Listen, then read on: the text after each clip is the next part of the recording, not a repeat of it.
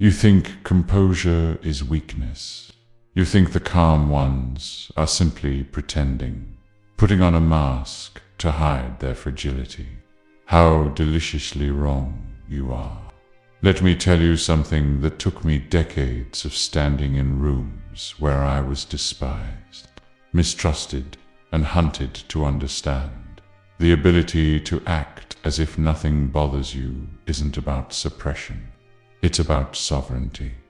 It's about becoming so internally fortified that the chaos swirling around you becomes nothing more than whether passing through a stone fortress.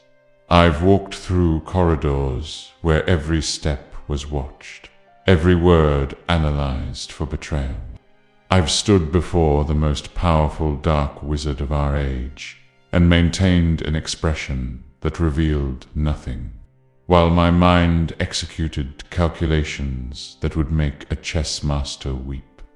I've endured the contempt of those I protected and the suspicion of those I served.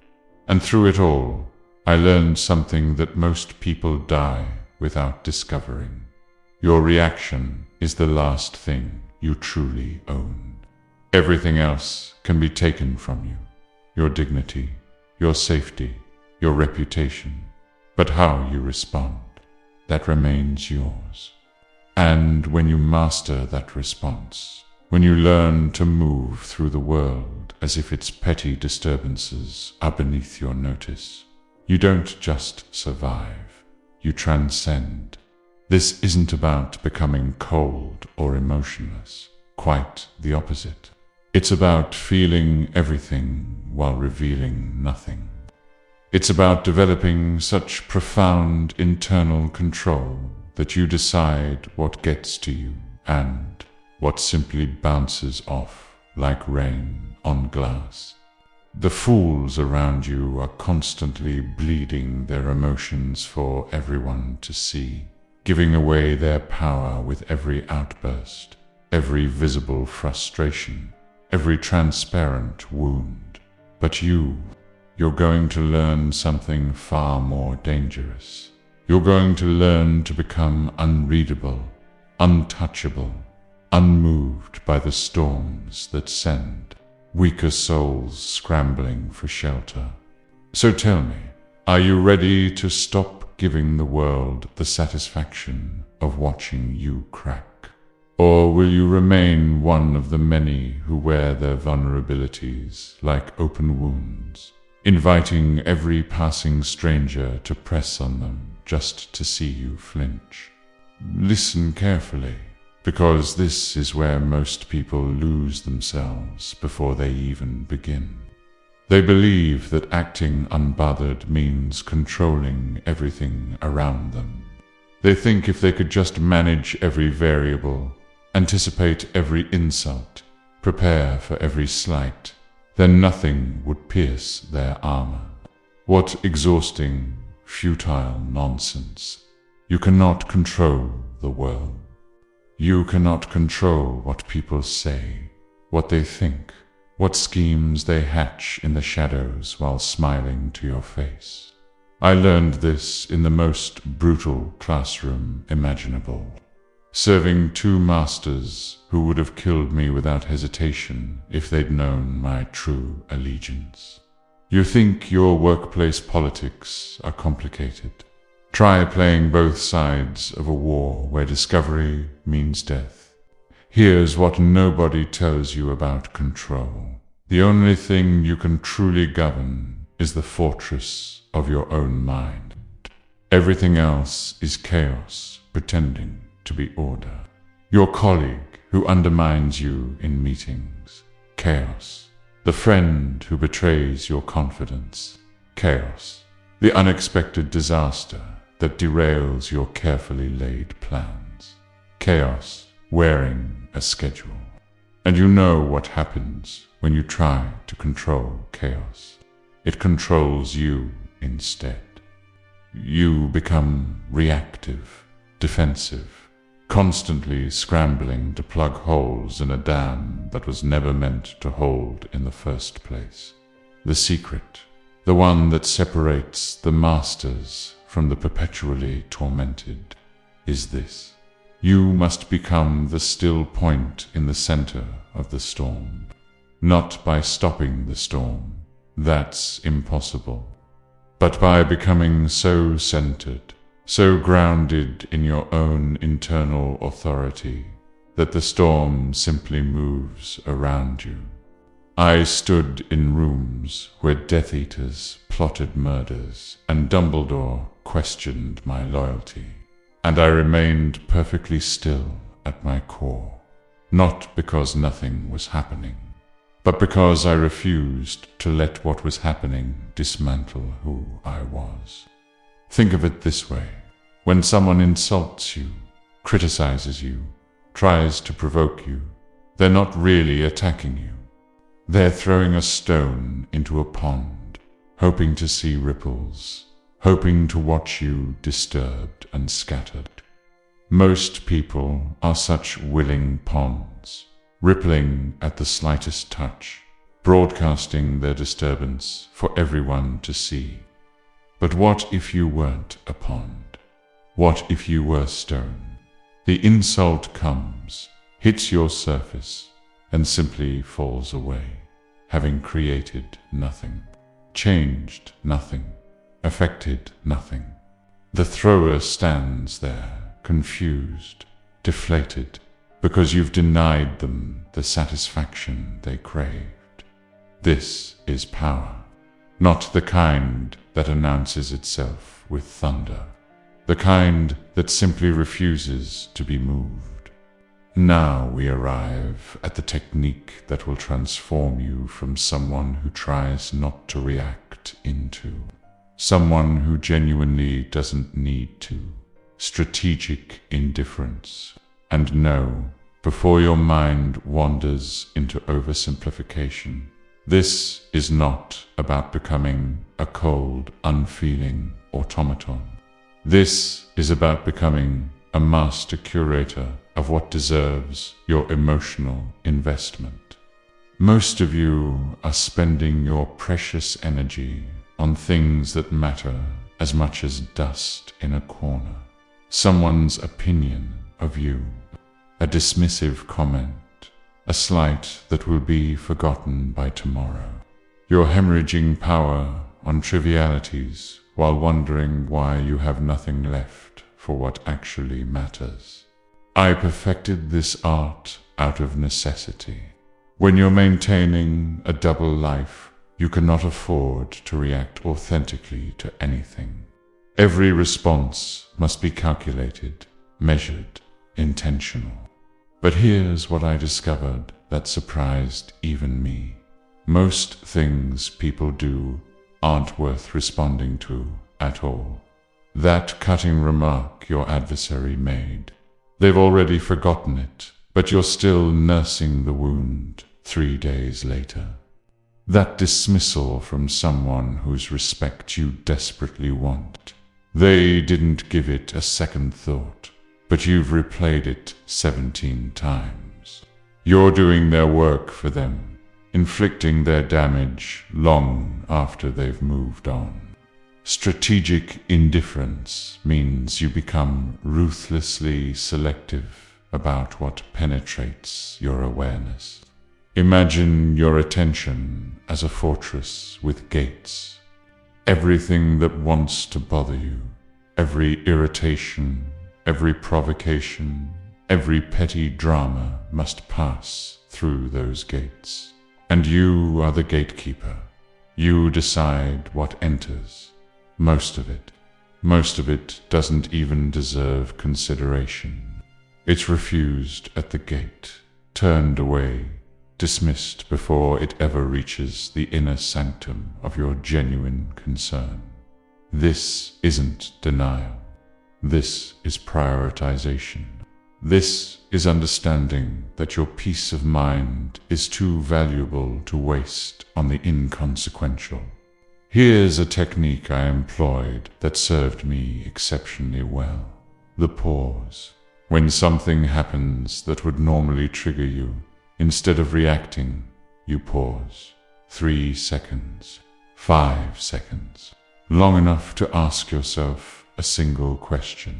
Will this matter in a year? If the answer is no, and it almost always is, then why are you about to give it power over your present moment? That delay, that microscopic gap between stimulus and response, is where your freedom lives. In that space, you choose. You choose whether this gets to affect you, or whether it simply dissolves into the irrelevance it deserves. Most people are so busy reacting that they never realize reaction itself is a choice. You're about to become one of the rare few who knows better. There's a particular kind of torture that comes with being transparent. Though most people don't realize they're inflicting it upon themselves. They wear every emotion on their face like a confession. Anger, hurt, disappointment, fear, all of it broadcast in high definition for anyone who cares to look. And people do look. They study you. They learn your patterns. They discover exactly which buttons to press to make you dance like a puppet on strings you don't even know you're attached to. I watched this play out for years in the halls of Hogwarts. Students who couldn't hide their fear, colleagues who couldn't mask their ambitions, enemies who telegraphed their intentions with every furrowed brow and clenched fist. They were open books in a world that rewarded mystery. You want to know real power. Real power is being unreadable. It's presenting a blank canvas that people can project their assumptions onto, but never truly understand. When your face reveals nothing, when your tone remains perfectly modulated, when your body language offers no clues, you become a mystery. And mysteries are dangerous. Mysteries command respect. People hesitate before crossing someone they cannot predict, before provoking someone whose response they cannot anticipate. I've cultivated this so thoroughly that even those who thought they knew me were perpetually uncertain about what I was thinking, what I was planning, what I was capable of doing. The beauty of the blank canvas is that it shifts all the power back to you.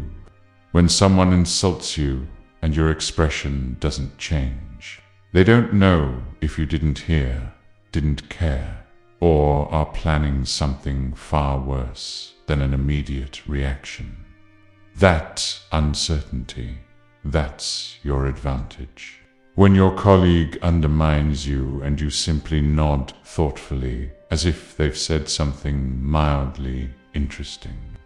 They cannot tell if you're unbothered or if you're 3 steps ahead of their petty scheme. The ambiguity works in your favor because humans fear what they cannot read. But here's what makes this truly masterful. Maintaining the blank canvas requires genuine internal work. You cannot fake this consistently. If you're seething inside while trying to appear calm, it will leak through in 1,000 micro-expressions you don't even know you're making. The blank canvas only works when you've actually done the deeper work of not being bothered. When the composure isn't a mask you're wearing, but the natural state of someone who has genuinely decided that most things simply don't merit a reaction. This is why surface-level tactics fail. You cannot simply act unbothered. You must become unbothered. And that transformation happens in the depths, not in the performance. Think of your face, your demeanor, your entire external presentation as a fortress wall, smooth, unscalable, revealing nothing of what happens inside. Let them wonder, let them guess. Let them exhaust themselves trying to find the crack in your armor, while you remain perfectly at peace behind walls they'll never breach. Now we venture into territory that will challenge everything you think you know about caring. There's a pervasive myth that to be unbothered, you must stop caring about anything at all. That detachment means becoming some hollow shell, wandering through life with nothing at stake, nothing to lose, nothing that matters. What simplistic drivel! I cared more deeply than most people are capable of caring about things so profound they consumed decades of my life. I cared so much that I endured years of hatred, suspicion, and isolation to protect something precious. And yet I moved through the world as if nothing touched me. How? Through what I call the alchemy of detachment, the art of caring deeply while remaining emotionally untethered to outcomes. Listen closely, because this distinction will save you years of suffering. You can care about your work without being destroyed when someone criticizes it. You can care about a relationship without falling apart when it disappoints you. You can care about your goals without being shattered when obstacles appear. The key is separating your investment from your identity. Most people make the catastrophic error of fusing the two. They are their job. They are their relationship. They are their achievements. So when any of these things are threatened or attacked, they experience it as a threat to their very existence. Of course, they're bothered. Their entire sense of self is under assault. But what if you cared about things the way a master craftsman cares about his work, deeply, skillfully, with full attention and dedication, yet knowing that he is not the chair he builds, not the sword he forges, not the potion he brews? The work can fail. The creation can be criticized, the outcome can disappoint, and he remains whole, unchanged, still the master. This is the alchemy. You transmute your relationship with everything you care about, from desperate attachment to skilled engagement. You show up fully, you give your best. But you don't stake your entire emotional equilibrium on results you cannot fully control. I'll tell you something I learned while brewing potions that applies to everything in life. The process requires precision, patience, and care. But the moment you become emotionally attached to whether this particular potion succeeds, the moment you need it to work, your hands start to shake. Your focus fractures. Your desperation contaminates the craft. The best potions I ever brewed were the ones I made with complete dedication, but utter detachment from outcome. I cared about the process. I was indifferent to whether this particular attempt succeeded or failed, because I knew my value as a potions master wasn't determined by a single cauldron. Apply this to your life. Care about being excellent at your work, but be indifferent to whether this particular project gets the recognition it deserves. Care about being a good friend, but be detached from whether people appreciate it. Care about your goals, but remain unbothered when the path twists in unexpected directions. This is how you move through the world fully engaged yet completely unshakable, present but not dependent, invested but not desperate. The irony: when you achieve this state, when you care without clinging, you actually perform better. You're clearer, sharper, more effective. Desperation is weakness. Detached excellence is power. Here's something they don't teach you in all those tiresome self-help philosophies. Acting unbothered isn't just defensive armor. It's an offensive weapon. When you master the art of appearing unaffected, you gain a psychological advantage so profound that your adversaries defeat themselves before you've even made a move. I've watched it happen countless times. Someone tries to provoke me, to rattle me, to make me lose composure. And when I remain perfectly still, perfectly calm, something shifts in their eyes. Confusion first, then frustration, then, and this is the delicious part, self-doubt.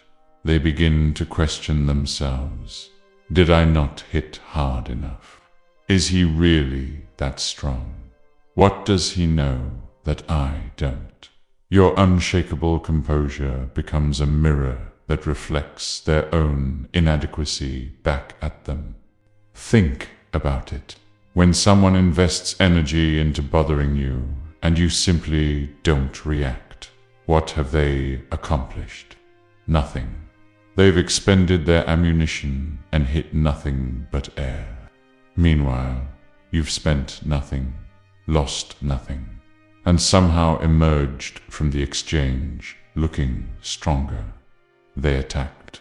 You absorbed it like light into a black hole, and now they're standing there, slightly embarrassed, wondering why their weapon didn't work.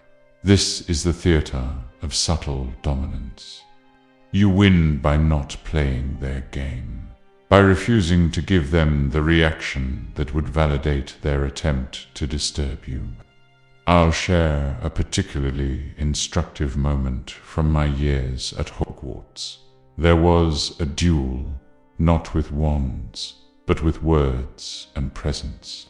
Someone, it doesn't matter who, attempted to humiliate me in front of an audience, hurling accusations designed to make me defensive, angry, vulnerable. Do you know what I did? Nothing theatrical. I simply looked at them with the faintest hint of boredom, as if they'd just read me a grocery list, and then continued with what I was doing as if they hadn't spoken at all. The silence that followed was exquisite. They'd thrown their best punch, and I hadn't even acknowledged it had landed, because from my perspective, it hadn't. The audience didn't remember their accusation. They remembered my indifference. And in that moment, without raising my voice or my wand, I demonstrated something far more intimidating than anger. Immunity. This is what people fail to understand about power dynamics. The person who remains calm while others lose control isn't weak. They're demonstrating a level of self-mastery that's frankly terrifying to those who lack it. When you can stand in the fire and not burn, people stop trying to set you ablaze. They realize it's pointless. More than that, they begin to respect you, even if they don't like you. Respect and liking are entirely different currencies, and in the long game, respect spends better. But here's the crucial refinement. This only works if it's genuine. If you're pretending not to be bothered while seething inside, people will sense it. Your act will crack eventually, and when it does, you'll lose far more credibility than if you just reacted honestly from the start. The theater of subtle dominance requires that you've actually done the internal work, that you genuinely aren't bothered, that your calm isn't performance but reality. When it's real, it's unbeatable. When it's fake, it's just another house of cards waiting for a strong win. So the question becomes, are you ready to stop giving people the satisfaction of seeing you disturbed? Or will you keep playing the game where everyone else holds the cards and you just react to whatever hand they deal you? There's a weapon most people never learn to wield, primarily because they're terrified of it: silence. Not the awkward, uncomfortable silence of someone who doesn't know what to say. I'm talking about the deliberate, powerful silence of someone who has chosen not to respond. In a world where everyone feels compelled to defend themselves, explain themselves, justify themselves at every turn, silence becomes a superpower. I've used it to end arguments I would have lost if I'd engaged. I've used it to make guilty parties confess without asking a single question. I've used it to communicate more with my absence of words than most people manage with entire speeches. When someone attacks you, insults you, tries to drag you into their chaos, they're expecting a response. They're waiting for it. They need it. Your reaction is the fuel that keeps their fire burning. But what happens when you deny them that fuel? When you simply let their words hang in the air, unanswered, unacknowledged, as if they were nothing more than wind rustling through empty halls? The attack dies, not with a bang, but with the pathetic whimper of something that found no purchase, no resistance, nothing to push against. Your silence transforms their assault into a monologue nobody asked for, and suddenly they're the one who looks foolish. I remember standing before accusers who wanted desperately for me to defend myself, to protest, to reveal something through my desperation to be believed. And I gave them nothing, just steady eye contact and the kind of silence that makes people deeply uncomfortable because they cannot tell what it means. Are you guilty and refusing to engage? Are you innocent and above the need to explain yourself? Are you bored, amused, planning something? The silence provides no answers, and that ambiguity is precisely its strength. People fill silence with their own fears and projections, and those are always more powerful than anything you could actually say. But here's where most people fail with silence. They break it too soon. They can't tolerate the tension. The discomfort becomes unbearable, and they rush to fill the void with words, explanations, justifications, and in doing so, they surrender their power.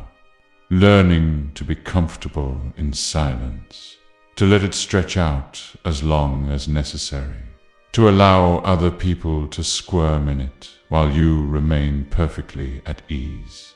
This is an acquired skill. It requires you to be so secure in yourself that you don't need external validation, don't need to be understood, don't need to win every argument or have the last word. You need nothing from them, and that needlessness is what makes you formidable. Think of silence as the ultimate form of acting unbothered. When you don't even dignify something with a response, you're communicating that it doesn't merit your energy, your time, your attention. You're placing it so far beneath your concern that words would be wasted on it. This isn't avoidance. This isn't running away. This is the conscious choice of someone who knows that engagement itself is sometimes the mistake. Sometimes the only winning move is not to play. Sometimes the most devastating thing you can do is absolutely nothing at all. Master the sanctuary of silence. And you'll find that half the battles you thought you needed to fight simply dissolve before they begin. Let me tell you about patience, the kind that turns ordinary people into legends and impulsive fools into cautionary tales. Most of you are playing checkers in a world that rewards chess. You want immediate vindication, instant justice, rapid resolution to every slight and offense. Someone wrongs you, and you need them to know right now that they've made a mistake. Someone doubts you, and you need to prove them wrong immediately. This desperation for instant satisfaction is precisely what keeps you bothered, keeps you reactive, keeps you trapped in an endless cycle of needing external validation for your internal worth.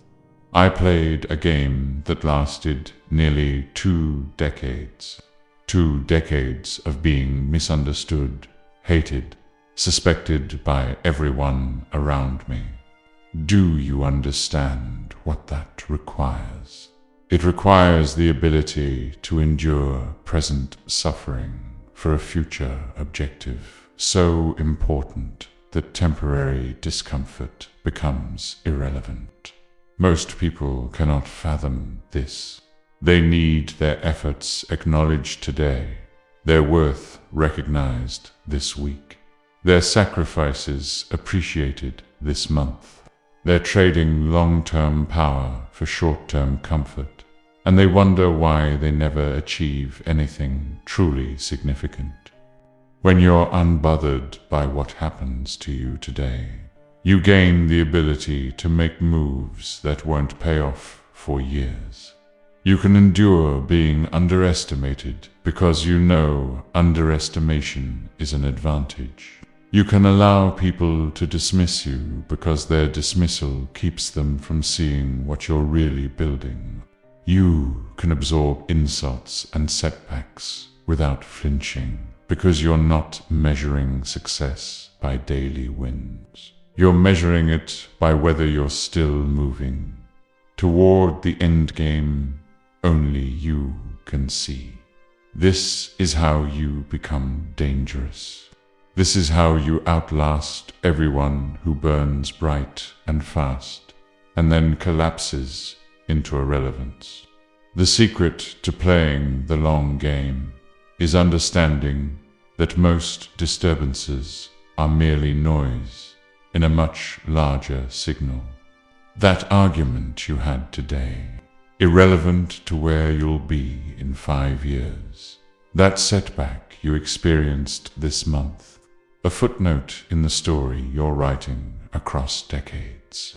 That person who's currently making your life difficult. They won't even remember your name when you've achieved what you're building toward, but only if you don't let their temporary presence derail your permanent trajectory. The moment you stop to fight every small battle, you lose time on the campaign that actually matters. Here's what I learned in the dungeons, both literal and metaphorical. Discomfort is temporary, but legacy is permanent. You can endure almost anything if you're connected to a purpose larger than your immediate comfort. When you know where you're going, really know it with the kind of certainty that comes from deep internal clarity. The obstacles along the way become nothing more than tests of whether you're serious. Most people fail these tests because they prioritize feeling good now over being great later. They choose the comfort of defending themselves over the power of remaining focused. They choose the satisfaction of immediate revenge over the supremacy of ultimate victory. So ask yourself, are you playing for today's applause or tomorrow's triumph? Because you cannot have both. The price of remaining unbothered is that you must be willing to be misunderstood, underestimated, and undervalued for as long as it takes to reach the destination only you can see. Most people aren't willing to pay that price, which means most people will never collect the reward. Everything I've shared with you until now collapses into meaningless theory if you don't understand this fundamental truth. Acting unbothered isn't a technique you perform, it's a fortress you build. And like any fortress worth defending, it must be constructed stone by stone, from the inside out, with materials that cannot be shaken by external storms. Most people try to appear strong while remaining hollow inside, and then they wonder why the slightest pressure causes them to crumble. You cannot fake structural integrity. You either have it or you don't. And if you don't, every strategy I've given you becomes nothing more than a mask that will eventually slip. The architecture of inner fortitude begins with a question most people never honestly ask themselves. What am I actually afraid of? Because beneath every reaction, every moment of being bothered, every loss of composure, there's fear. Fear of being exposed. Fear of being rejected. Fear of being wrong. Fear of losing something you've convinced yourself you cannot live without. These fears are the weak points in your fortress, the cracks where external forces can penetrate and cause internal chaos. Until you identify them, acknowledge them, and systematically reinforce them, you remain vulnerable no matter how calm you appear on the surface. I spent years building my fortress in the darkness of impossible choices and unbearable secrets. Every stone was laid with the mortar of necessity. I had to become unbreakable because there was no alternative. Weakness meant death, not just for me, but for everything I was protecting. You may not face stakes that dramatic, but the principle remains the same. You must give yourself a reason to be strong that's more compelling than your desire to be comfortable. You must find something worth protecting that makes temporary discomfort irrelevant. For some, it's their vision. For others, their family. For some, it's simply their self-respect. The refusal to let the world see them broken. But here's the part that requires brutal honesty. You must eliminate the dependencies that make you fragile.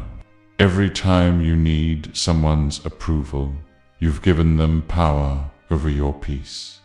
Every time you require external validation to feel worthy, you've created a vulnerability someone can exploit. Every time you attach your emotional stability to circumstances beyond your control, you've built your fortress on sand. The truly unbothered aren't people who have perfect lives. They're people who have systematically removed their dependencies on things they cannot control. They've learned to generate their own sense of worth, their own validation, their own peace from internal sources that no external force can touch. This requires solitude, real solitude, not just physical isolation, but the mental space to sit with yourself and ask the uncomfortable questions. Who would you be if nobody was watching? What would you do if no one would ever know? What do you actually believe versus what you've been conditioned to perform? The fortress of inner fortitude is built in these quiet moments of self-examination, where you strip away the performance and discover what's actually real. Most people avoid this work because it's uncomfortable. They'd rather maintain the illusion of strength than do the excavation required to build actual strength. And that's why most people remain forever at the mercy of external circumstances.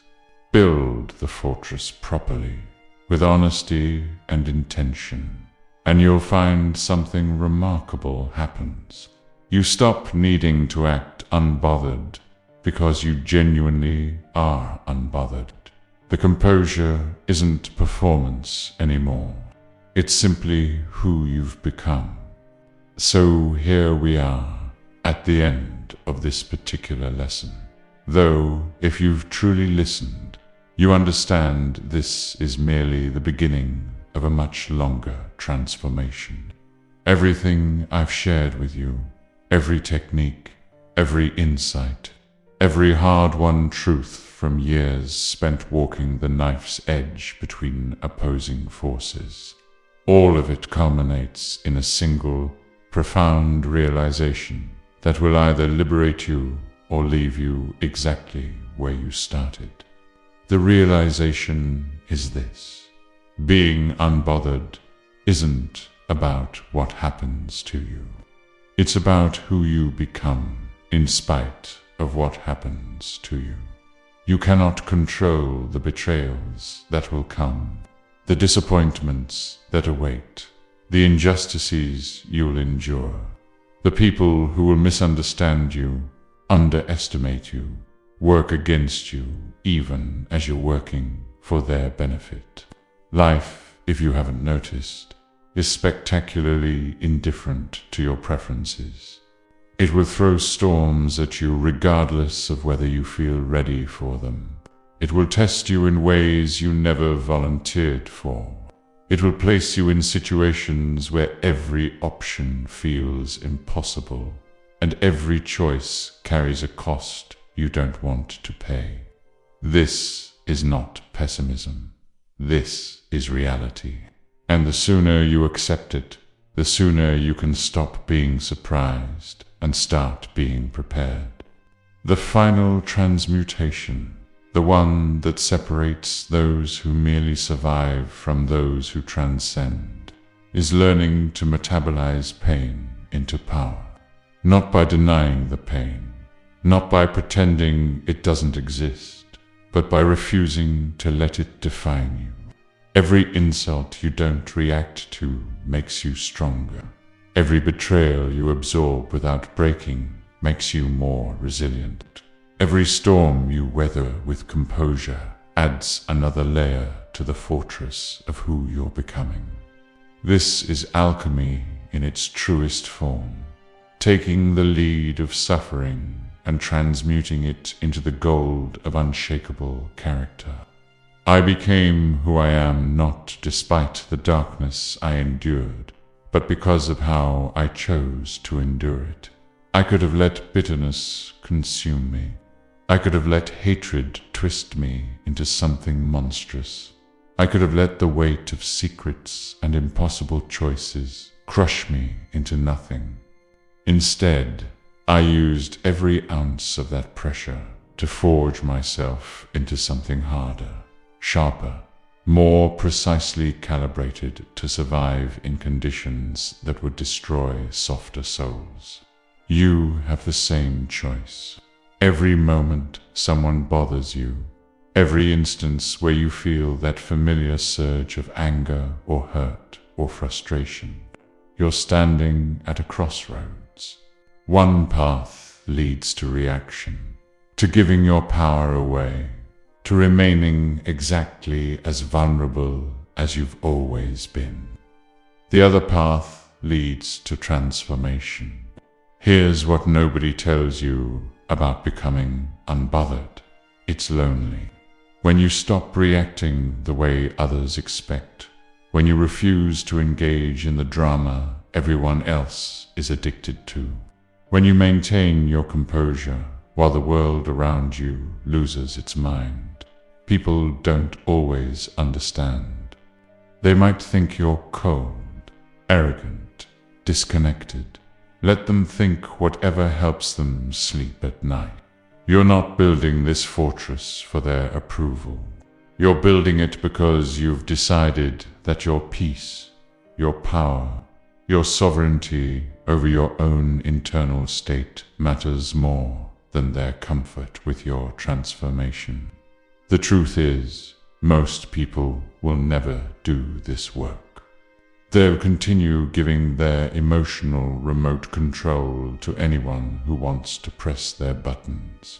They'll keep bleeding their power through 1,000 small reactions to 1,000 insignificant provocations. They'll reach the end of their lives having been bothered by everything and mastered by all of it, wondering why they never achieved the peace they claimed to want. Don't be most people. Most people are exhausting. So I'll leave you with this final question, the one that will determine whether anything I've said actually matters. What are you protecting that's more important than your need to be right, to be understood, to be validated, to win every petty battle? What's worth building a fortress for?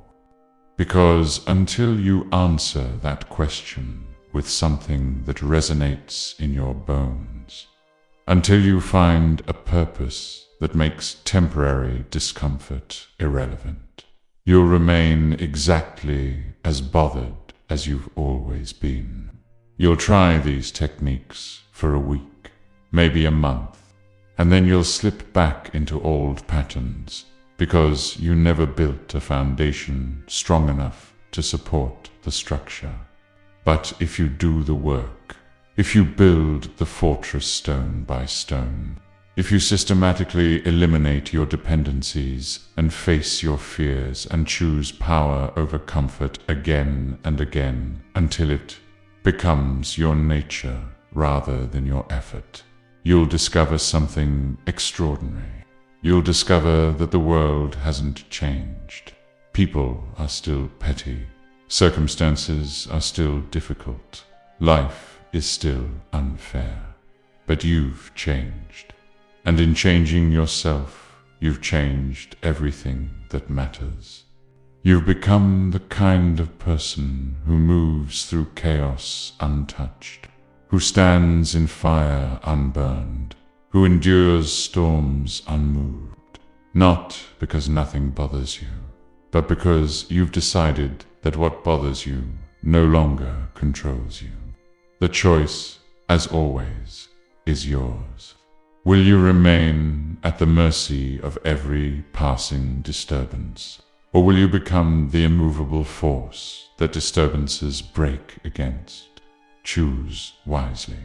Your fortress awaits its architect.